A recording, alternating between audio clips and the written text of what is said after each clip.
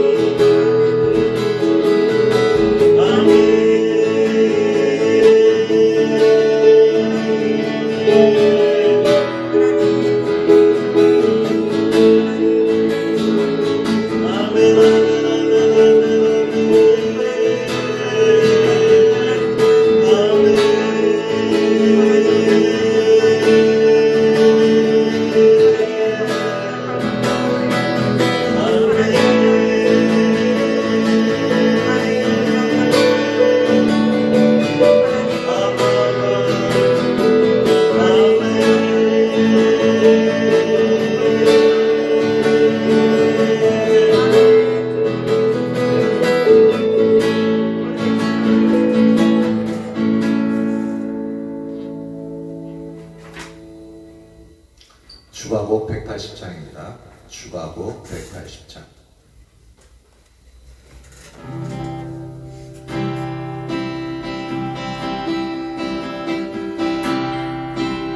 보소서 주님, 보소서 주님, 나의 마음을 선한 것 하나 없습니다. 하지만 내 모든 것 주께 드립니다. 사랑으로 안으시고 날 새롭게 하소서.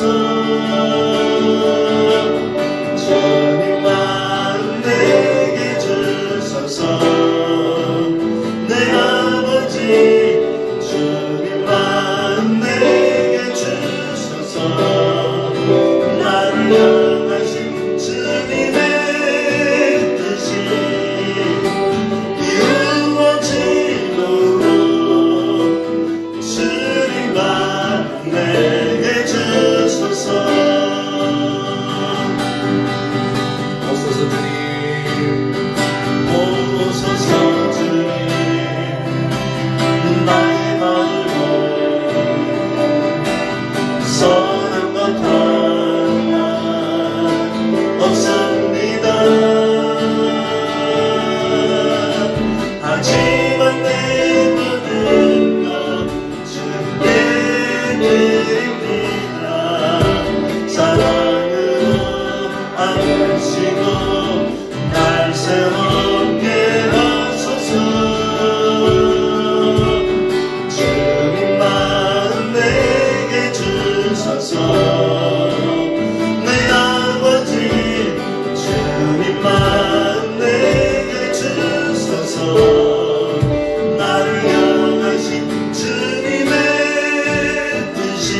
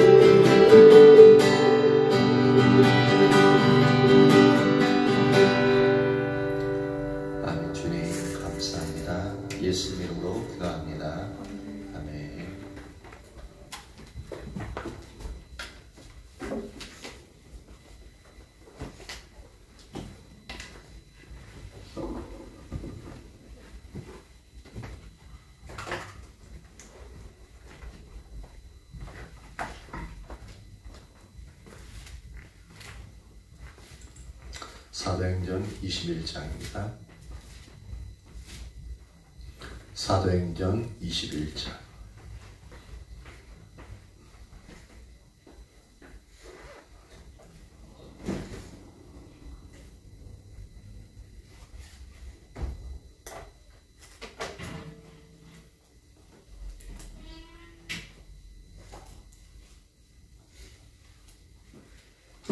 (21장) 17절부터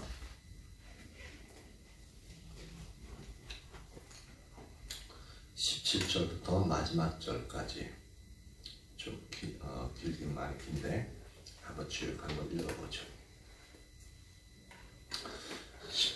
21장 17절에서 40절까지 교독하도록 합니다.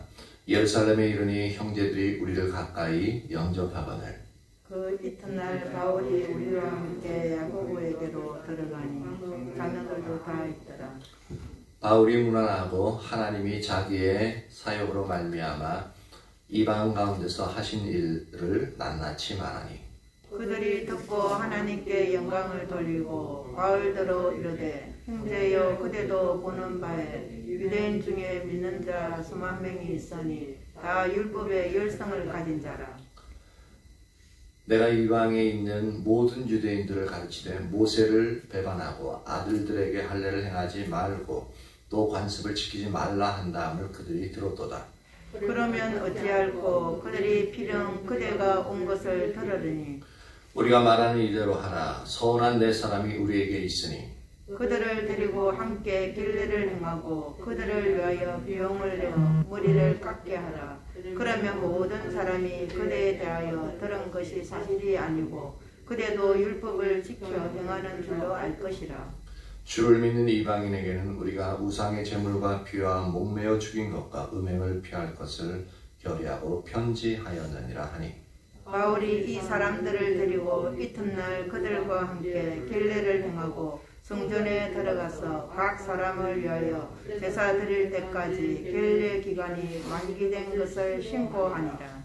그 일에가 어이참에 아시아로부터 온 유대인들이 성전에서 바울을 보고 모든 무리를 충동하여 그를 붙들고 외치되 이스라엘 사람들아 도우라. 이 사람은 각처에서 우리 백성과 율법과 이곳을 비방하여 모든 사람을 가르치는 그 자인데 또 헬라인을 데리고 성전에 들어가서 이 거룩한 곳을 들였다 하니 이는 그들이 전에 에베소 사람 드로비모가 바울과 함께 시내에 있음을 보고 바울이 그를 성전에 데리고 들어간 줄로 생각함이로라.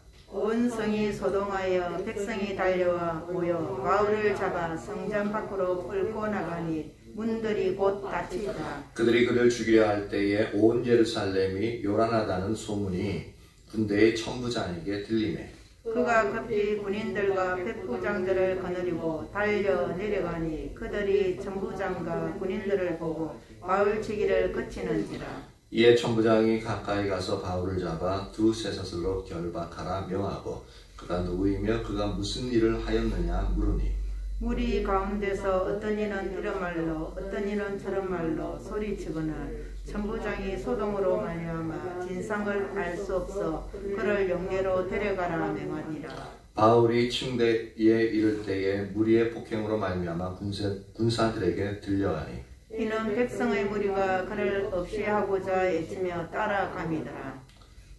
바울을 데리고 영내로 들어가라 할 그때에 바울이 천부장에게 이르되 내가 당신에게 말할 수 있느냐 이르되 내가 헬라 말을 아느냐 그러면 너가 이전에 소요를 일으켜 자격 4,000명을 거느리고 강요로 가던 애굽인이 아니냐. 바울이 이르되 나는 유대인이라 소읍이 아닌 길리기아 다소시의 시민이니 청컨대 백성에게 말하기를 허락하라 하니 천부장이 허락하거늘 바울이 정대 위에 서서 백성들에게 손짓하여 매우 조용히 한 후에 히브리 말로 말하니라. 아멘.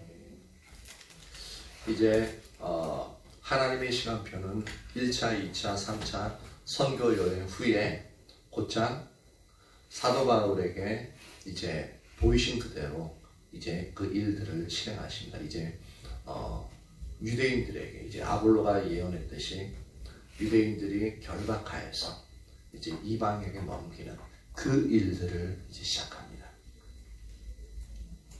근데 이런 부분 보면은 상당히 하나님의 시간표는 정확하게 어떤 숨 쉴 틈도 안 주시는 것 같아요. 3차 선교 여행까지 하고 돌아오면은 상당히 지칠 법도 하고, 물론 이제 그 잡히기 전까지 한 일주일에서 한 2주 정도 시간을 이제 예루살렘에 있긴 있었는데, 근데 상당히 이제 그런 부분에서 하나님의 그러니까 하나님의 계획대로 사도 바울이 그냥 착착착착 이렇게 뭐라 그러죠? 딱 그냥 정한 시간 쭉쭉쭉쭉 나가는 거예요. 컨베이어 벨트, 이제 공장에 뭐 컨베이어 벨트 있잖아. 그럼 물건 시간을 착착착착 해서 딱 들어가는 그런 느낌이 들어요. 어쨌든 간에 이제 그래서 이제 붙잡히게 되는 그 여정을 보고 있는데 한번 살펴봅니다. 17절에 보니까 예루살렘에 이르니 형제들이 우리를 기꺼이 영접하거든요. 예루살렘에 있는 예루살렘 교회에 있는 형제들이, 그러니까 사도 바울과 그 무리들을 이제 영접하는 거죠. 그 이튿날 바울이 우리와 함께 야고보에게로 들어가니 장로들도 다 있더라. 여기는 야고보가 이제 먼저 언급되어진 이유가 뭐냐면 예루살렘 교회의 담임 목사예요. 담임 목사이기 때문에 야고보라는 인물 한 명이 먼저 가장 권위자만 이제 드러나게 되어지는 겁니다. 이 야고보는 누구냐면은 사도 야고보가 아니라요, 예수님의 동생 야고보입니다. 그래서 야고보 들어가니 장로들도 다 있다. 그러니까 뭐 여기 아마 12제자들 중에 여러 명이 그러니까 뭐 이 밖으로 안 나갔다면 아마 여기에 이제 다 있었던 것 같아요. 이름을 적고 있지 않지만.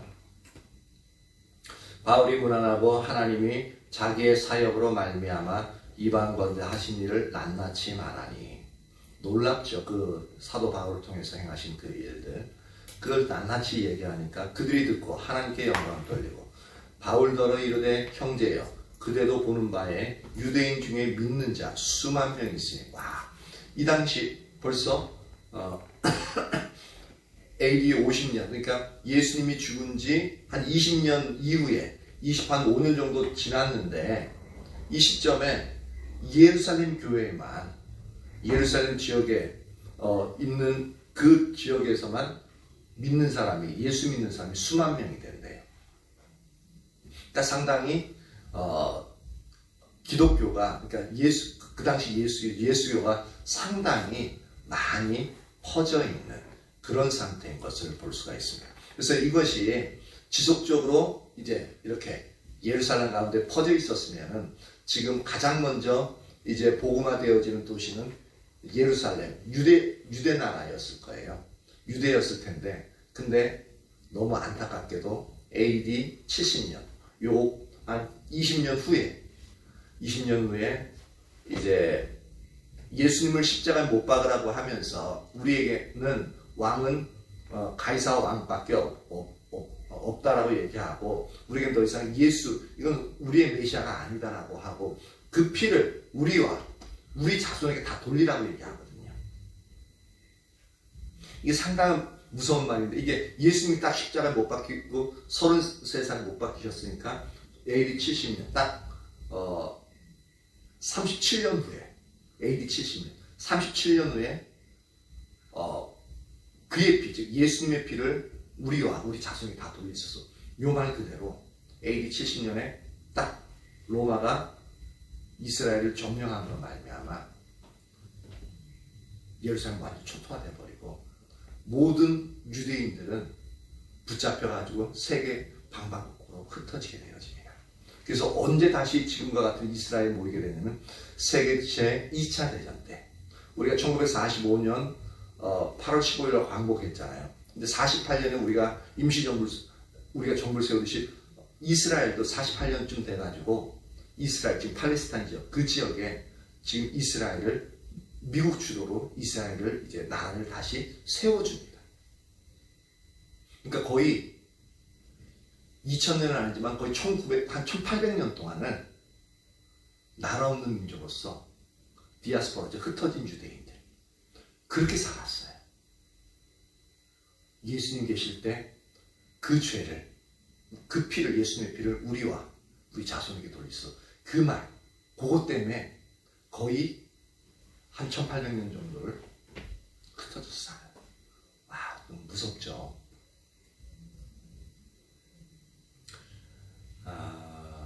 어쨌든 이제 만약에 근데 거기에 계속적으로 있었으면 유대가 가장 먼저 복음화되었을 텐데, 그래서 지금 유대 가운데는 복음화가 안 된 이유가 예수 믿지 않던 유대인들이 다시 모였기 때문에, 그래서 지금 이제 복음화가 되어지지 않은 거고, 예수님을 믿게끔 되어지면은 예수님 믿는 유대인들도 있긴 있거든요. 근데 상당히 엄청난 제약을 받으면서 그곳에 있습니다.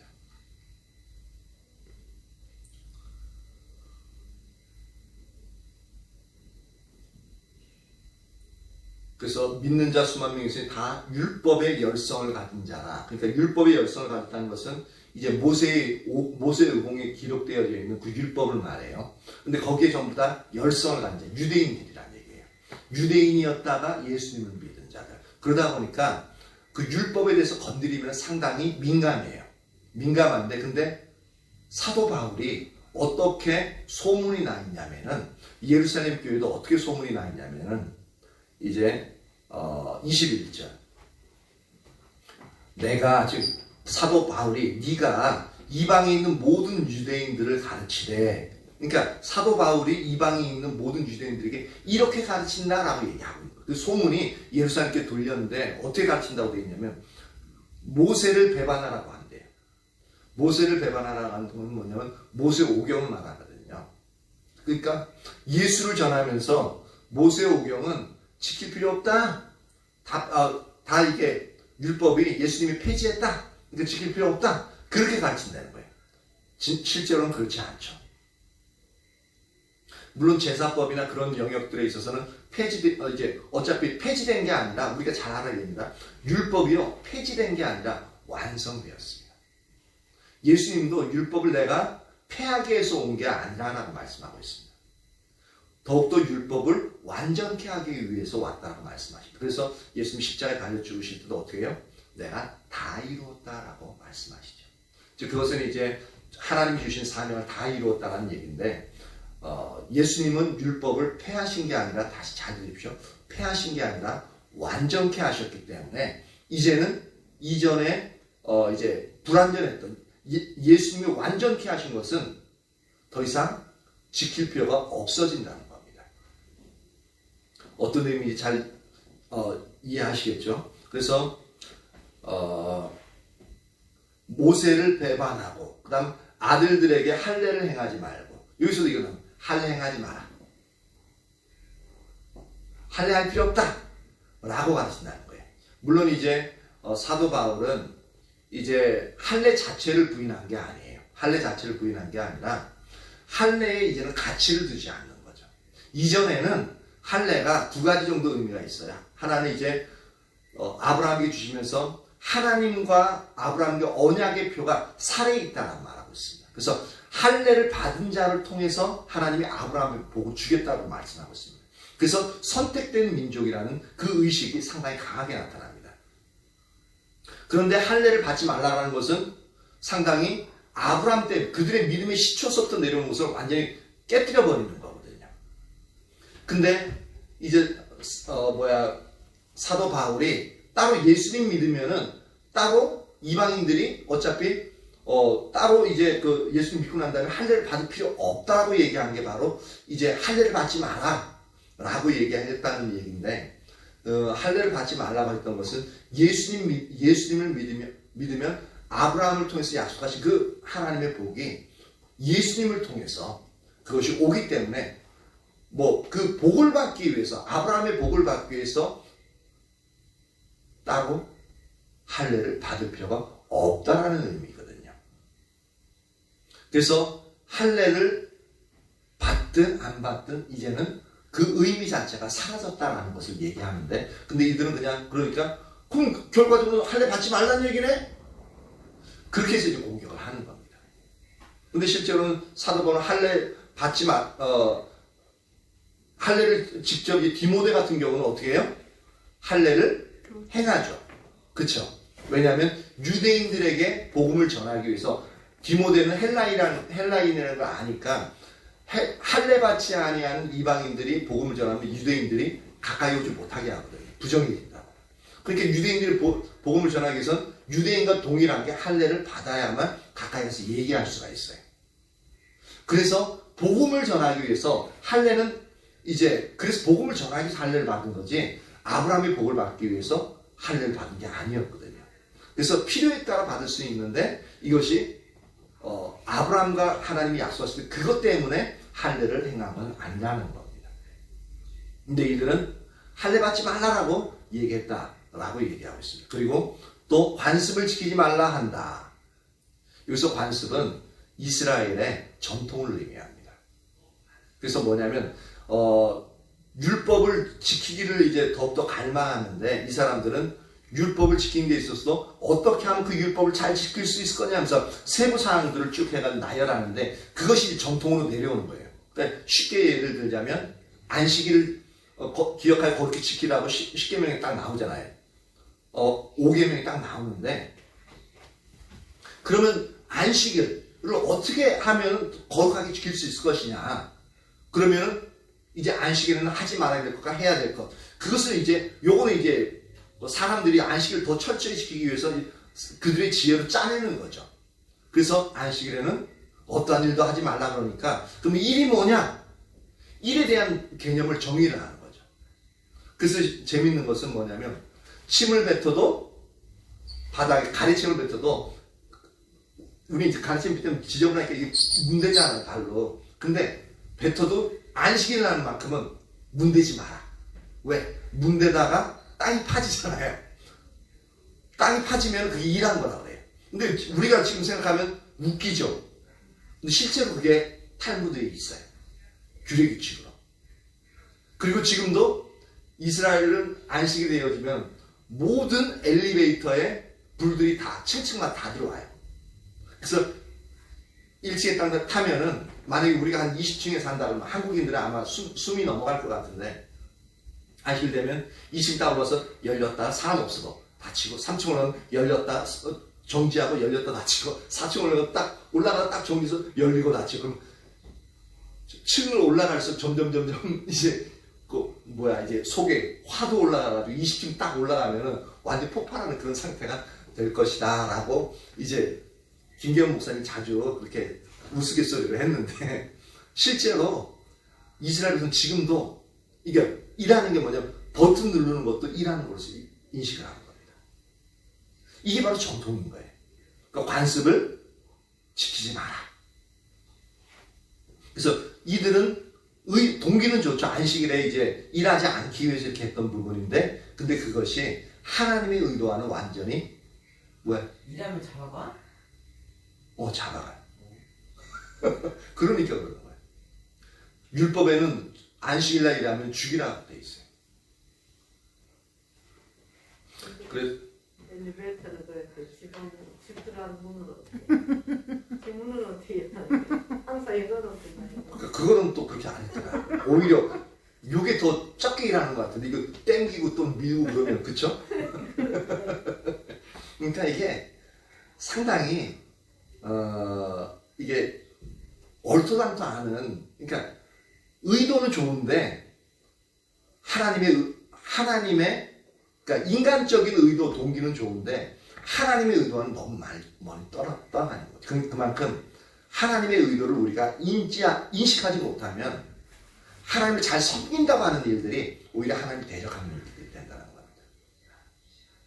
그게 문제인 거예요. 나는 하나님을 잘 섬긴다고 생각하는데 그것이 오히려 하나님을 대적하는 일이 될 수 있다는 것. 예수님 시대의 종교 지도자들이었잖아요. 그죠?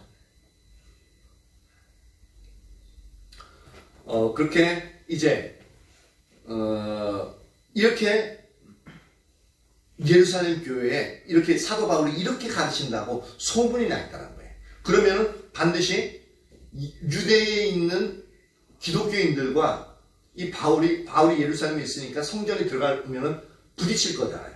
부딪히면은 나쁜 놈, 이 완전 이단이라고 막 공격하고 이제 난리가 날 거 아니에요. 그러니까 예루살렘 장로들이 한 가지 꾀를 내는 겁니다. 꾀를 내는 게 아니라 이제 이 말이 이렇게 나 있는 소문이 가짜라는 것을 이제 알려주기 위해서 하나의 지혜로운 방법을 이제 내는 거죠. 그래서 22절. 그러면 어찌할꼬 그들이 필연 그대가 온 것을 들으니 우리가 말하는 이대로 하라. 서운한 네 사람이 우리에게 있으니 그들을 데리고 함께 결례를 행하고 그들을 위하여 비용을 내어 머리를 깎게 하라. 그러면 모든 사람이 그에 대하여 들은 것이 사실이 아니고 그래도 율법을 지켜 행한 줄로 알 것이라. 근데 여기서요, 사도 바울이 참 겸손한 것을 볼 수 있습니다. 뭐냐면은 사도 바울이 전했던 것은 지금 현재 소문이 나 있는 것하고는 전혀 다른 거거든요. 의도 자체가 다른 건데, 근데 사도 바울 자신은 결백하잖아요. 그렇죠? 하나님 앞에서도 정당하고 떳떳하고 하나님 인도하신 대로 했죠. 그러면은 일반 사람 같으면 이래요. 아니 내가 복음에 틀린 것을 얘기한 것도 아니고 하나님이 인도하신 대로 이렇게 복음을 전했고, 그리고 내 사역에 하나님 뒷받침하셔서 놀라운 일들을 행하신 거 봐라. 내가 잘못된 것이 없는데 왜 그런 헛된 소문에 내가 놀아나야 되느냐 라고 하면서 이 야고보나 그 장로들이 얘기한 것처럼 이제 결례를 행하라. 다른 사람이 보고서 이제 너도 율법 지키는 것처럼 이제 율법을 어기는 게 아니라 지키고 있다는 것을 보여주라 그럴 때 난 율법에서 자유로운데 왜 그러냐? 나는 아무 잘못 없으니까 난 필요 없다. 난 결백하다. 라고 주장할 수 있어요. 그쵸? 우리가 그렇잖아요. 어떤 사람이 막 이제 우리 딱 뒤에서 뒷담 아파. 나쁜 말 해. 근데 난 결백하거든. 그러면 심지어 모든 사람은 난 아무 잘못 없다. 아무리 그래 봐라. 떳떳해. 왜 그러냐고. 막 이렇게 대들 수 있잖아요. 근데 사도 바울은 그게 아니라 예루살렘 교회의 당회장이, 그러니까 최종 리더잖아요. 리더와 그가 함께하고 있는 장로들이 얘기할 때 그 말에 대해서 경청합니다. 경청하고 자신은 행할 필요가 없는 일들을 경청하고 그런 부분에서 쓸데없는 이 트러블, 그러니까 쓸데없는 이 다툼을 없애기 위해서 그대로 그는 순종합니다. 순종해서 이제 서원하고 그 다음 이제 비용을 내서 머리를 깎게 하는. 여기서 머리를 깎는다는 것은 서원하게 되어지면 여기서 서원이란 그 자체가 뭐냐면 주로 나시린의 서원과 관계가 되는 거거든요. 근데 이 두 가지 종류의 서원이 있어요. 하나는 부모님이 서원하는 거예요. 부모님이 내 자녀를 이렇게 하겠다. 그걸로 인해서 상처 있는 자녀들이 이제 목회자들 같은 경우나 이제 많죠. 내 자녀를 목회자로서, 아니면 이제 우리 장모님도 내 자녀들 전부 다 목회자로서 서원합니다. 그러니까 막 이제 자녀들이 힘든 상태가 있는데, 이렇게 부모에 의해서 서운하는 경우가 있어요. 사무엘 선지자 잘 아시죠? 사무엘 선지자가 했어요. 그리고 이제 또는 이제 그게 아니라 본인의 자유의지로 인해서 서운하는 경우가 있어. 하나님 앞에. 근데 서운의 기간은 영구적인 것이 있어요. 사무엘 선지자나 또는 이제 힘셌던 사람이 누구죠? 삼손도 그 나시린으로서 영원한 이제 기간이, 그가 죽을 때까지 그렇게 나시린으로서 살았거든요. 근데 또 반대로 일정 기간만 내 마음에 서운해가 자발적으로 할 때 일정 기간만 서운하는 그런 영역들도 있습니다. 그래서 서운하게 되어지면은 세 가지를 하지 못해요. 뭐냐면 머리를 자르면 안 돼요. 서운한 기간 동안에. 두 번째는 죽은 시체를 만지면 안 돼요. 세 번째는 독주, 술을 마시면 안 돼요. 그래서 이제 시체를 만지거나 독주를 먹는 것을 이제 안 하는데, 근데 한 가지는 표시가 나는 게 머리를 안 깎으니까 머리가 길어지죠. 그러니까 여기서 머리 깎는다는 표현이 그거예요. 그러니까 서원이 끝났으니까 남자들은 머리가 어느 정도 일정한 길이는 있지만 여자처럼 기르는 것은 허용이 안 되거든요. 그러니까 서원이 끝나면 그 기간 동안 자랐던 머리를 자릅니다. 잘라가지고 어떻게 하냐면 그 머리를 어떻게 하냐면 제단이 있잖아요. 그 이제 번제단 가가지고 그 머리를 내가 서원이 끝났습니다. 서원한 기간 끝났습니다 하고 거기 머리카락을 작은 머리카락을 거기다 불태워서 하나님 앞에 이제 올려드려요. 바로 이제 그것을 얘기합니다. 그것이 율법에 명령하고 있거든요. 그래서 이렇게 하면서 사도 바울도 이제 율법을 지키는 자다라는 것을 공적으로 나타내라는 겁니다. 나타내서 이 가르침, 이렇게 사도 바울이 가르친다는 것을 이제 거짓말이라는 것을 다른 사람들 보고 이제 그럼 이제 사도 바울에서 이제 경계심을 풀게 되어지고 이제 화목할 수 있잖아요. 그것을 얘기해 주는 거예요. 그러니까 사도 바울이 그대로 이제 순종하는 거죠. 단 한마디도 안 하고 순종하는 거죠.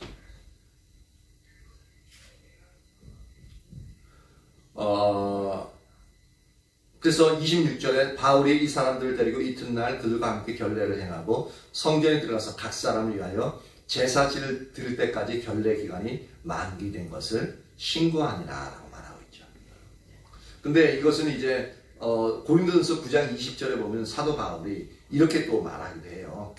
바울은 유대인에게는 유대인처럼 율법의 지배 아래 있는 자에게는 자신은 율법의 지배 아래 있지 아니하지만 율법의 지배 아래 있는 자같이 된다는 그렇게 하라고 고린도전서 9장 20절에 이제 가르치고 있거든요. 그러니까 그대로 이제 자기가 가르치는 대로 이제 행하는 것을 볼 수가 있습니다. 27절에 그 이래가 거의 참에 이제 일주일이 지났다는 거죠. 그러니까 일주일 동안 이렇게 그렇게 서원을 했던 것 같아요. 근데 일주일 해가지고 머리가 얼마나 길는지 모르겠지만 하여튼 그 머리를 이제 잘랐던 것 같아요. 아시아로부터 온 유대인들이 성전에서 바울을 보고 모든 무리를 충동하여 그를 붙들고, 여기서 아시아에서 온 유대인은 뭐냐면 소아시아를 말합니다. 에베소 교회나 빌라델비아 교회나 이제 그 지역에 있는 유대인들이 이제 온 거예요. 그 유대인들이 성전에서 바울을 보게 된 거죠. 그러니까 아시아에서 복음을 전할 때 막 이제 그 바울을 대적했던 자니까 어때요? 바울의 얼굴을 알고 있겠죠. 그렇죠? 그러니까 성전에 있는 바울을 봤어요. 바울을 보고 그러면 이제 막 열받잖아요. 여기서도 성전에 와가지고 있는 거 보니까. 그래서 무리를 예루살렘 성전 안에 있는 무리들을 충동시키면서 딱 사도 바울을 아시아에 온 유대인이 딱 붙잡았어요. 붙잡고 뭐라고 얘기하냐면 이스라엘 사람들아 도우라. 이 사람은 각처에서, 즉 아시아 각처에서 또는 여러 군데서, 이방인 여러 군데서 우리 백성과 율법과 이곳을 비방하여 모든 사람들을 가르치는 그 자인데 또 헬라인을 데리고 성전에 들어가서 이 거룩한 곳을 더럽혔다. 이게요, 이 사람들이 여기서 보면 우리 백성, 율법 또한 이곳을 비방하여 이렇게 가르친다라고 표현하고 있는데 이 세 가지를 들었거든요. 이 이스라엘 백성들에게 이 세 가지를 가지고 예루살렘 성전에 있는 사람들을 이제 격동시켰는데, 여기서 보면은 우리 백성이라는 것은 이스라엘 백성은 택한 선민이잖아요. 그렇죠? 택한 선민인데 아까 뭐라 그랬어요? 아까 이제 그것에 관계된 할례를 받지 말라고 가르친다고 그랬잖아요. 그러니까 그것에 대해서 이제 그러니까 선택된 백성에 대한 그 부분을 모욕하고 있다라고 이제 얘기하는 겁니다. 그리고 율법을 비방했다. 율법은 뭐냐면 율법 지키지 말라는 거거든요. 모세 율법을 지키지 않아야 된다. 그러니까 할례도 안 받고 이제 안식일이 아니라 뭘 지키라 그래요? 주의를 지키거든요. 그리고 그러면 엄청나게 율법을 파괴하는 파괴자로 보일 수밖에 없거든요. 근데 유대인의 입장에서는 율법의 파괴자로 보이는데, 근데 예수님이 말씀하신 것처럼 율법을 어떻게 했다고요? 완성한다고요. 그러니까 이제 완성되어졌기 때문에 이제 우리 예수 믿는 사람들 그렇게 지키는 것일 뿐인데, 근데 유대인의 입장에서는 그것을 율법을 파괴하고 율법을 안 지키는 게 되어져요. 그래서 이걸 얘기하는 겁니다. 율법과 또한 이곳을 비방, 이곳이 어디예요? 예루살렘 성전이죠. 그러니까 예루살렘 성전에 대해서 막 비방한다라고 얘기하고 있습니다. 근데 유대인에게 있어서는 이 세 가지가 신앙에서 가장 중요한 것을 받아들이고 있어요. 자신은 선택된 민족, 선민 사상을 갖고 있죠. 거기다가 율법, 하나님의 율법을 가지고 있죠. 그리고 예루살렘, 거룩한 예루살렘 성전이 있어요. 이 세 가지 건드려 버리는 거예요. 그러면서 또 한 가지 더 이제 하는 것은 헬라인을 데리고 성전에 들어갔다라고 얘기하고 있어요. 헬라인은 이방인을 말하는 거예요. 이방인들이 성전에 이방인들이 따로 있어요. 거기까지만 이방인들이 들어갈 수 있어요. 근데 여기서 말하는 것은 뭐냐면 성전이라는 것은 이방인의 뜰을 넘어서 유대인들이 이제 번제단까지 나갈 수 있는 그런 유대인들의 뜰이 따로 있는데 거기까지 데리고 들어갔다는 겁니다. 그러면 난리 나는 거예요. 왜냐하면 성전을 그렇게 되어지면 이스라엘 사람들은 성전을 더럽혔다라고 생각합니다. 하나님의 명령을 어겼다고 생각해요. 그러니까 이제는 이제 막 들고 일어나게끔 하는데, 그래서 상당히 교묘하게 이제 이스라엘 백성들을 움직여서 사도 바울을 완전히 이제 매장시키려고 하는 거예요. 이렇게 되어지면요, 이 세 가지 제목이 딱 그대로 되어지면요, 사도 바울은 어떤 형벌을 받게 되냐면 돌마다 죽는 사형에 해당되어집니다. 완전히 죽이는 거예요. 그러니까 사도 바울을 죽이려고 작정하고 이제 그런 부분을 얘기하는 겁니다. 그러면서 29절 보십시오. 이는 왜 이방인을 성전에 데리고 갔다, 그래서 거룩한 곳을 더럽혔다라고 얘기했냐면은, 이는 그들이 전에 에베소 사람 드로비모라는 걸 보니까 드로비모는 헬라인으로서 이방인이잖아요. 그렇죠? 그러니까 성전에 들어가면 안 되는 사람이에요. 유대인의 법으로서는. 바울과 함께 시내에 있음을 보고 바울이 그를 성전에 데리고 들어간 줄로 생각합니다. 이게 뭐냐면은, 그러니까 드로비모가 실제로 성전에 있는 것을 봤다라는 얘기가 아니에요. 근데 예루살렘 성전 말고 시내에 있을 때 드로비모는 이제 예수님을 믿는 자니까 사도 바울이 잘 알겠죠. 사도 바울이 복음을 에베소에서 3년 동안 있으면서 전했으니까. 그러니까 사도 바울이 드로비모와 시내에 있어서 이제 교제하고 있는 것을 이 아시아에서 온 유대인들이 본 거예요. 그러니까 이들이 생각하는 건 뭐냐면, 이 이방인을 아마 성전까지 같이 데리고 갔을 거다라고 추측을 하는 겁니다. 추측을 해가지고, 그러니까 워낙 이게 화가 나니까 그런 부분도 보니까, 아니 저것이 바울이 이방인까지 분명히 데리고 들어갔을 거야, 그렇게 얘기를 하는 겁니다. 그렇게 하니까 뭐냐면 30절 보십시오. 온 성이 소동하여. 그러니까 난리가 난 거예요. 이스라엘에서 선민 사상을, 택한 백성을 완전히 비방했다고 그랬죠. 율법을 이제 지키지 않는다고 그러죠. 예루살렘 성전을 더럽혔다고 그러죠. 그러니까 여기는 예루살렘 성전에 있는 모든 사람들이 난리가 날 수밖에 없는 상황이라는 겁니다. 그 온성이 소동하여 백성이 달려와 모여 바울을 잡아 성전 밖으로 끌고 나가. 왜냐하면 부정하게 했으니까. 끌고 나가니 문들이 곧 닫히는 거예요. 왜냐하면 이제 더 이상 사람들 못 들어오게 해서 완전 예루살렘 성전 딱 닫아버린 겁니다. 근데 끌고 나가기만 했느냐? 31절 보십시오. 그들이 그를 죽이려 할 때에, 그러니까 아까 얘기했죠. 이렇게 성전과 율법과 이스라엘 백성을 모욕한 자는 어떻게 한다고요? 죽인다고요. 그러니까 집단부탁을 하는 거예요.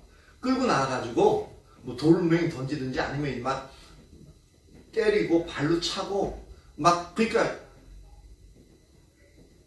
사도 바울은 그때 아마 정신이 없을 거예요. 아니 맞느라 죽이려고 때리는 거니까 뭐 여기저기 터지고 난리 났을 거예요. 어떤 심각한 상황인지 아시겠죠? 그들이 그를 죽이려 할 때 온 예루살렘이 요란하다는 소문이 군대의 천부장에게 들리매, 여기 군대 천부장은 예루살렘 치안을 담당하고 있는 이제 치안 대장이라고 보면 됩니다. 들림에 그가 급히 군인들과 백부장을 거느리고 달려 내려가니 그들이 천부장과 군인들을 보고 바울 치기를 그치는지라. 왜냐하면 이제 관군들이 왔기 때문에 그 당시 이제 치안을 담당하고 있는 로마 군인이 왔기 때문에 더 이상 있다면 다 잡혀가거든요. 그러니까 이제 사도 바울 이제 죽이려고 때렸는데 그걸 이제 딱 멈추는 거예요. 이 정도 되면 아마 시간이 상당히 한 30-40분 이상 이제 군대가 출동하고 할 때 30-40분 이상 걸렸을 텐데 그동안 얼마나 흠씬 두들겨 맞았어요. 여기저기 터지고 피 나고 막 이제 정신 그러니까 아마 그냥 푹 퍼졌을 것 같아요.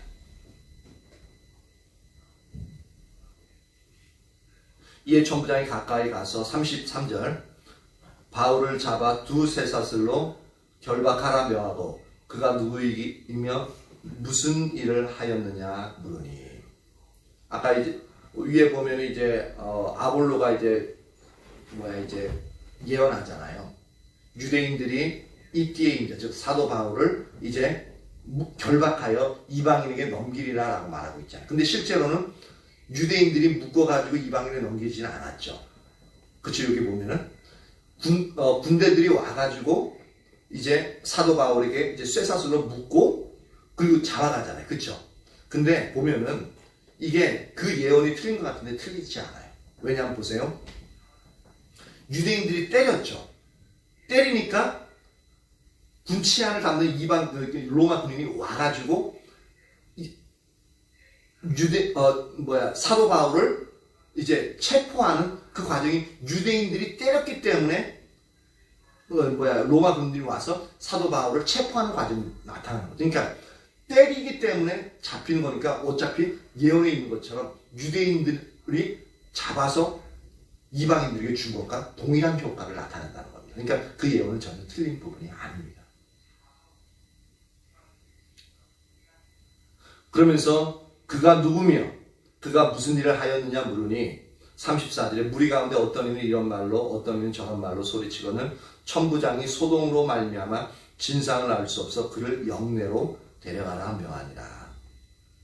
바울이 층대에 이를 때 근데 층에 쭉 올라가는데 무리의 폭행으로 말미암아 군사들에게 들려가니 얼마나 군중이 화났으면은 그 끌려가는데도 막 쇠사슬 무슨 그냥 막 폭행을 하는 거예요. 너무 끔찍하죠. 그러니까 오죽했으면 군사들이 딱 사도 바울을 들고 머리 위에 들고 이러고 가는 거예요. 그러면은 때릴 수 없잖아요. 그죠? 그렇게 들고 가는 거예요. 지금. 이는 백성의 무리가 36절 백성의 무리가 그를 없이 하자고 외치며 따라갑니다. 죽여라 죽여라 저놈을 죽여라 하고 계속 그러면서 따라가는 거예요.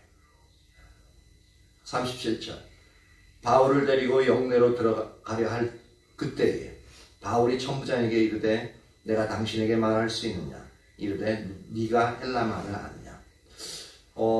맞아가지고 정신 없을 텐데 그때 이제 요 영문으로 들어가면은 이제 이스라엘 백성들 전체 이제 확 따라오는데 전체에게 말할 수 있는 그런 부분이 이제 사라지니까 들어가기 전에 용기를 내서 힘을 내서 천부장에게 얘기하는 거예요. 내가 당신에게 말할 수 있느냐? 그러니까 내 말을 들어주겠느냐라는 거예요. 그러니까 천부장이 하는 말이 네가 헬라 말을 아느냐? 그러면서 천부장이 38절 그러면 네가 이전에 소유를 일으켜 자객 4,000명을 거느리고 광야를 가던 애굽인이 아니냐? 그러니까 막 이제 이스라엘 백성들이 이제 막 때린다라는 얘기죠. 그러니까 39절에 바울이 이르되 나는 유대인이라 소읍이 아닌 소읍인 작은 읍이 아니라 작은 곳에서 온 게 아니라 길리기아 다소의 시민이니 청컨대 백성에게 말하기를 허락하라 하니 천부장이 허락하거늘 바울이 침대 위에 서서 백성에게 손짓하여 매우 조용히 하는 히브리 말로 말하니라. 그러니까 이제 바울이 사람들이 쫙 쫓아오니까 층에 올라가다가 이제 딱 서가지고 자신이 이제 왜 이렇게 왔는지 이제 변호하고 싶은 거예요. 왜 내가 예루살렘의 성에 이르러서 왔는지 그것을 이제 얘기하고 싶은 거예요. 그게 이제 22장부터 이제 되어지는데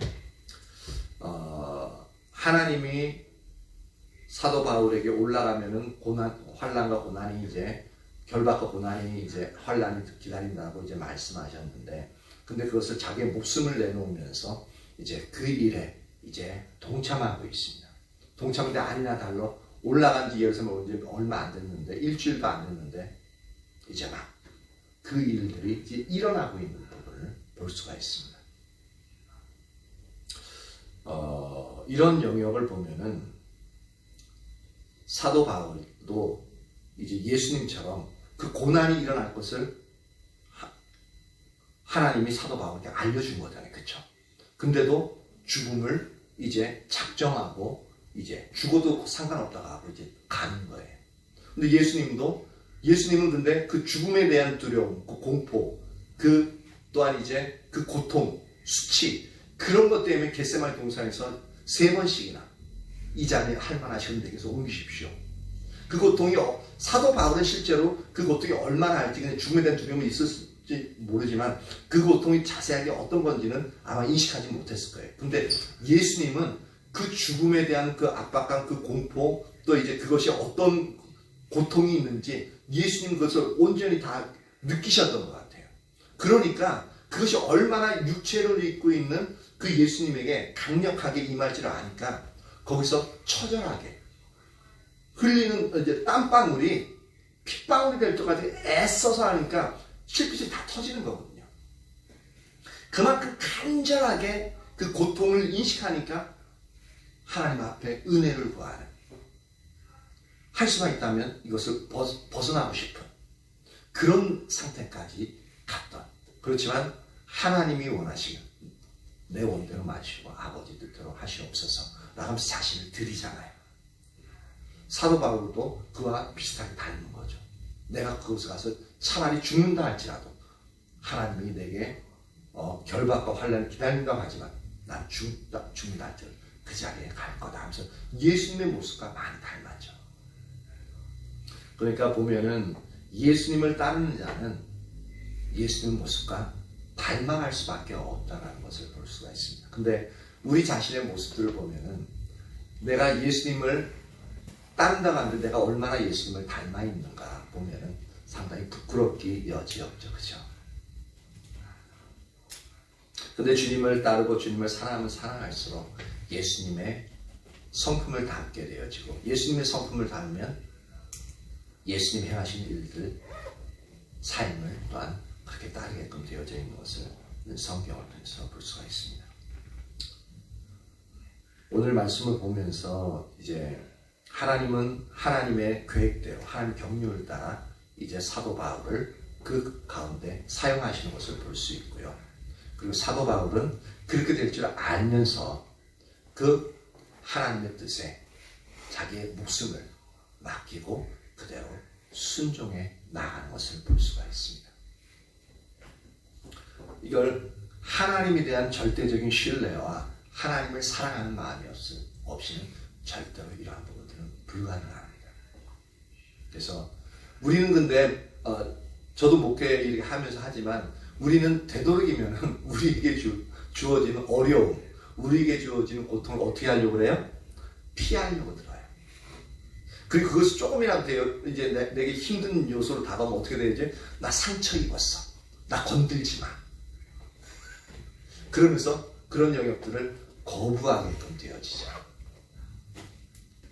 그만큼 우리가 아직까지는 예수님을 닮는 영역에서 닮지 못하고 성숙하지 못한 부분을 보여주는 거죠.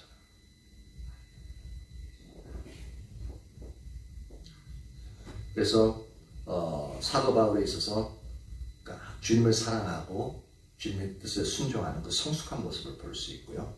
그리고 하나님은 하나님의 뜻을 따라 이렇게 일정표대로 나가고 있는 것을 볼 수 있습니다. 그러니까 하나님의 주도권을 가지고 앞서 나가시면 사도 바울도 이제 그 모든 부분에 순종해서 따라나가는 인간의 동참이 이제 일어나는 거죠. 그러면 어떻게 되지? 하나님의 주도권과 인간의 동참이 있으면 결과적으로 뭐가 이루어져요? 하나님의 놀라운 의도대로 하나님의 영광이 드러나는 하나님의 일들이 이루어지는 그러한 일들이 나타나는 거죠. 그래서 우리가 매번 이제 하나님의 의도대로 순종해 나가는 그 영역이 우리에게는 필요합니다. 저와 여러분 모두에게 그렇게 주님을 따라갈 때 우리가 원하지 않는 영역의 일들이 우리에게 일어난다 할지라도 주님을 사랑하고 주님을 신뢰함으로 말미암아 순종할 수 있는 저와 여러분 되어지기를 예수님의 이름으로 축복합니다.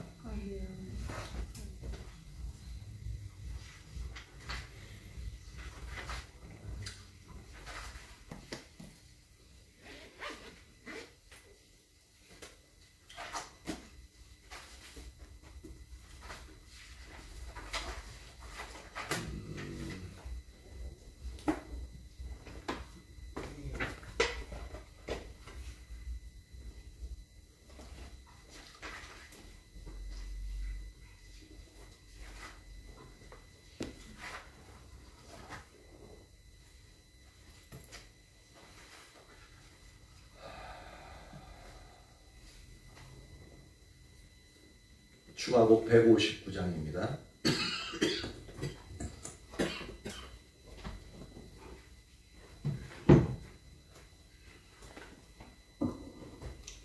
문서 나가는 거야? 책 가지러 가는 그래. 책 왜? 추가곡인데? 나왔을 때 찬양해야지. 편집이 하신 줄 알고 나도 내가 하려고 했는데 내가 이제 하게 되어지면 갈 수 있는. 내가 할까? 내가 할게.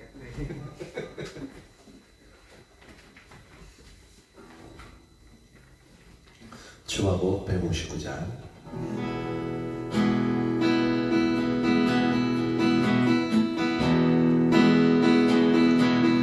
내 아버지 그 품 안에서 내 영혼은 안전합니다. 주 손길로 내 삶을 안으시니 그 평강이 나를 덮습니다. 나 비록 넘어지면 흔들리지만 주 내 안에 거하며 나를 붙드시니 내 생각을 주께로 돌리고 주시는 평강의 옷을 입습니다.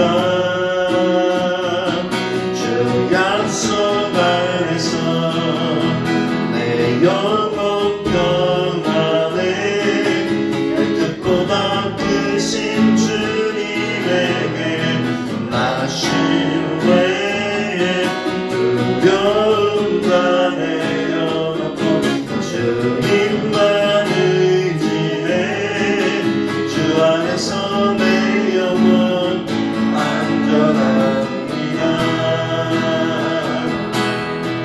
내 아버지 품 안에서 내 영혼은 안전합니다. 주 손길로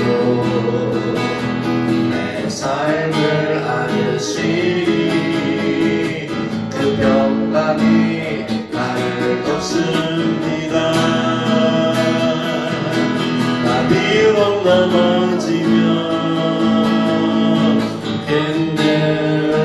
흔들리지만 주 내 안에 거하며 나를 붙드시니 내 생각을 주께로 돌리고 주시는 평강의 옷을 입습니다. 주 약속 안에서 내 영혼 평안에 내 뜻보다 크신 주님에게 나 신뢰해 두려움 다 내려놓고 주님만 의지해 주 안에서 내 영혼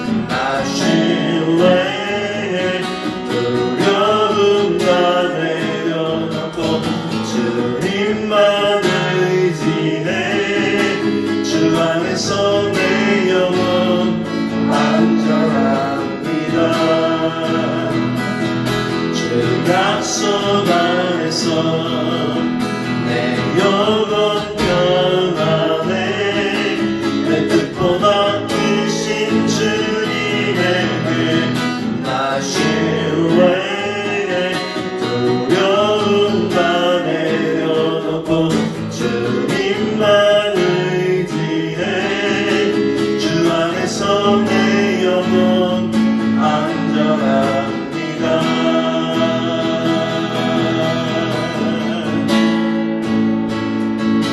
이 주님 안에서 우리의 영혼은 안전하다라고 하나님이 말씀하신 것을 하나님이 이루어가신 것을 볼 수가 있죠. 사도 바울이 오늘 잡히는 격에 계신 것 마찬가지인데, 근데 우리가 사망에 대한 두려움을 가지고 죽을 뻔한 상황까지 나아갔어요. 근데 결국은 그 자리에서 죽지 않죠. 죽지 않고 이제 그것은 하나님 더 큰 그림인 로마에 가가지고 황제 앞에서도 복음을 전하는 그러한 자리로 나아가도록 하기 위해서 사도 바울을 붙잡히게 하신 거죠. 왜냐하면 붙잡히지 않고 일반 시민으로 있다면은 황제에게 복음을 전할 수 있는 그 지역에는 큰 이제 권세를 가진 자들에게 복음을 전할 수 있는 기회들이 없었기 때문에 사도 바울은 불편하고 힘들 수 있지만 이제 더 큰 하나님의 이제 계획이 있어서 그 일들을 하나님이 하신 것을 볼 수가 있습니다.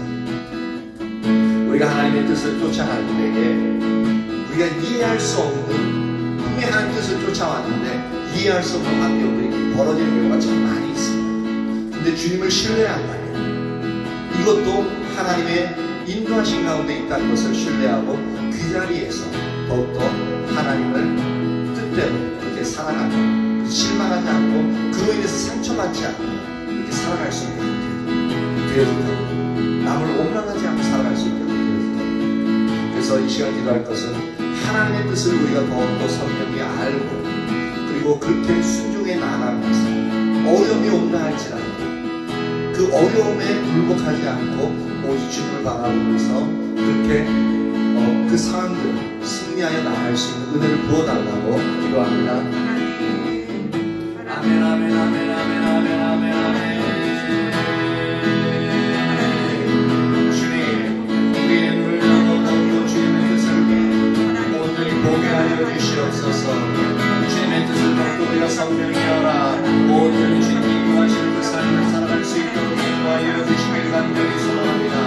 우리가 주님이 말씀하셔서 하나님의 순종하여 나아갈 때에 그것이 우리가 원하고 우리가 생각했던 방향대로 나아가지 않는 경우가 더 많이 있습니다. 그럴 때 우리의 반응이 내가 이렇게 오늘 주님의 뜻을 따라왔는데 어찌하여 하나님 나에게 이렇게 어려움을 주시는가, 어찌하여 내게 축복해 주지 않으냐 하시는가 하면서 하나님께 대한 상처를 가지게, 원망을 가지게 되어지고 주위에 대한 환경에 대한 그러한 부분으로 인해서 상처를 입게 되어지고 나를 힘들게 하는 사람들로 인하여서 원망과 상처를 가지게 되어지는 아버지 우리 자신들을 봅니다.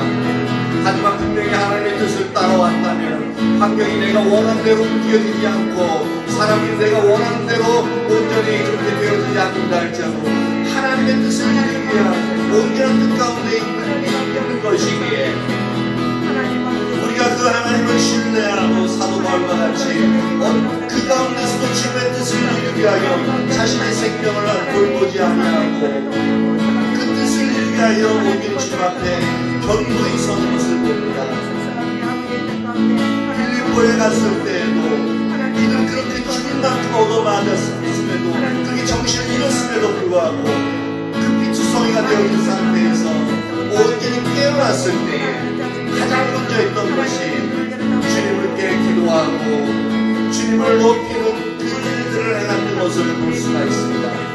이는 주님을 절대적으로 신뢰하기 때문이에요.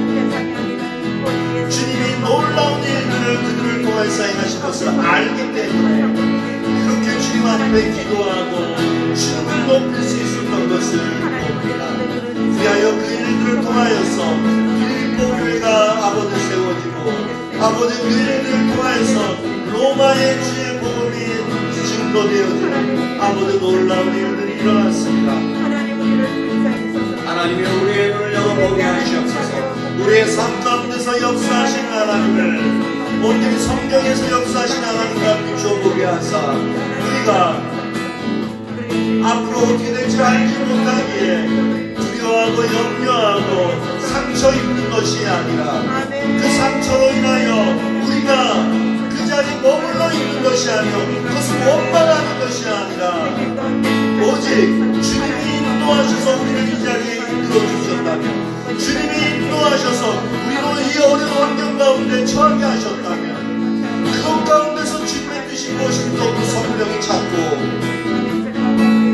환경에 낙심하지 아니하고 사람을 원망하지 아니하고 어려운 가운데 온전히 쓰러지지 아니하고 온전히 주님을 바라보고 주님의 뜻이 이루어지기 위하여 주님 앞에 더욱더 엎드리며 감사함으로 주님을 찬양함으로 온전히 주님만 바라보고 나아갈 수 있는 그러한 자리로 우리를 인도하여 주시길 간절히 소망합니다. 그 일들이 온전히 우리가 죽을 것만큼 힘든 상황이다 할지라도 그것을 온전히 주님을 신뢰함으로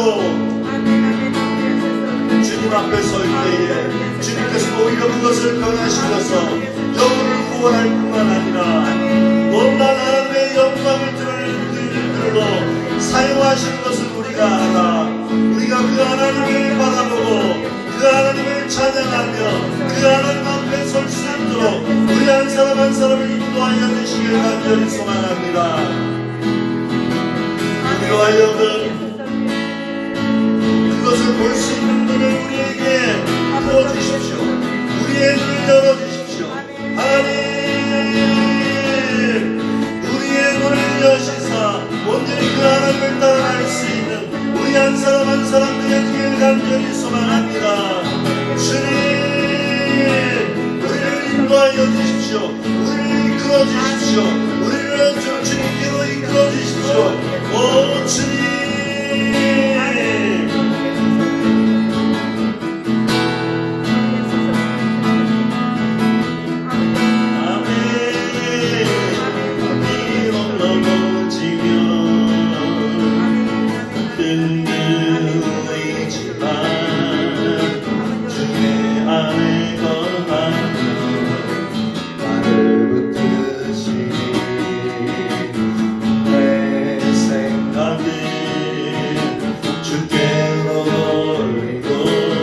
주시는 평강의 옷을 입습니다.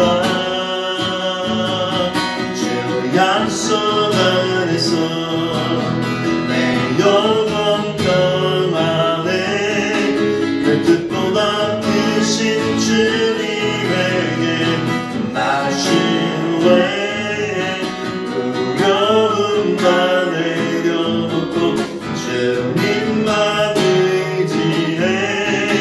주 안에서 내 영혼 안전합니다. 주 안에서 내 영혼 안전합니다.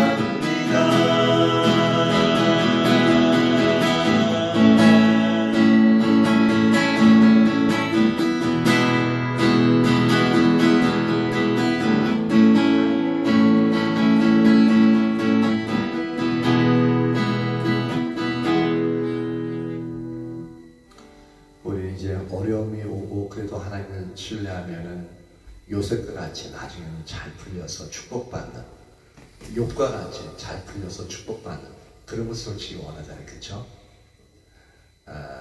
근데 그렇지 않은 경우도 있다는 것을 분명히 우리가 알아야 됩니다. 사도 바울과 같이 100% 순종했잖아요. 그렇죠? 예수님도 100% 순종했잖아요. 근데 그들의 말로는 사도 바울은 감옥에서 결국은 이제 머리가 이제 잘려가지고 죽습니다. 사도 베드로는 거꾸로 매달려서 죽게끔 되어지죠. 예수님은 십자가에 달려서 죽게끔 되어집니다. 근데 그것도 보면은 특별한 하나님의 부르심이 있는 사람들이 있습니다. 순교에 대한. 우리한테 순교 지금 하라거든요. 못해요. 금방 도망갑니다. 왜냐면 그 정도까지 안 돼요. 신앙이 그 정도까지 자라나진 않아요. 오히려 그 자리에서 불평하고 불만하고 하나님은 상처로 해서 원망도 하고 가득 찬 경우가 더 많은 거예요. 근데 우리의 신앙은 거기까지 자라나기를 하나님이 원하셔요. 근데 우리가 더 원하는 것은 요셉과 같이, 다윗과 같이, 욥과 같이 이제 모든 것을 이기고 결국은 해피엔딩으로 끝나는 그 영역을 더 원해요. 근데 사도 바울과 예수님 해피엔딩이 아니라 어떻게 돼요? 새드엔딩, 즉 슬픈 결말로 끝납니다. 근데 실제로는 우리가 생각하는 슬픈 결말이지만 하나님께서는, 하나님의 관점에서는 그걸 통해서 놀라운 영혼을 구원하시는 엄청난 큰 축복이, 하나님의 놀라운 영광이 나타났죠. 그러니까 하나님이 그 일들대로 부르신 영역들이 있습니다. 그러니까 제가 이 말을 드리는 건 뭐냐면, 우리 앞에 주님을 따라왔는데, 주님이 말씀대로 순종해 왔는데 여전히 내게 어려움이 있고 여전히 환경이나 사람에서 상처가 되어질 수 있는 모든 영역들이 있다면 그곳에서 머무는 게 아니라 그 부분들을 주님 앞에서 온전히 빨리 해결하고, 왜냐하면 하나님이 인도하셔서 내가 지금 현재 이 자리에 있기 때문에, 하나님이 이런 부분을 허락하셨기 때문에 내가 빨리 하나님을 바라보고 하나님 뜻 가운데 서는 영역이 절대적으로 필요합니다. 그렇지 않으면 그 어려움 가운데 있는 우리를 통해서 하나님이 역사하시는 그 영역의 놀라운 일들을 우리를 통해서 하나님의 영광이 드러나는 것이 이제 방해받게 되어지는 거죠. 하나님의 놀라운 능력이 우리를 통해서 나타나지 않는다는 얘기입니다. 그러니까 우리가 그것을 이제 방해하는 영역이 되어지죠. 그러니까 내가 생각지 않은 그 어려움이 있고 또한 실패나 또는 상처의 영역이 있다 할지라도 하나님이 그것을 허락하셨기 때문에 감사하고 기뻐하고 축복하고 그러면서 그것을 끌어내고 온전히 주님으로 인해서 주님이 얼마든지 그 길로 인도하시고 다시 그 길로 가겠다고 하는 그 각오와, 사도 바울과 같이 죽음까지도 각오한 그 자리로 가면 그 사람을 통해서 어려운 순간이 있을지 모르지만 그 사람을 통해서 결국은 놀라운 하나님의 영광을 드러내는 그 일들이 반드시 일어난다는 겁니다. 저와 여러분 모두에게 그 일들이 일어나기를 예수님으로 축복합니다. 하나님 감사합니다. 제3일 이렇게 모여서 주님을 찾을 수 있는 은혜를 부어주시면 감사와 찬양을 올려드립니다. 하나님께서 일하시는 방식을 우리가 보고 알고 그것을 믿음으로 고백할 수 있게 하여 주시옵소서.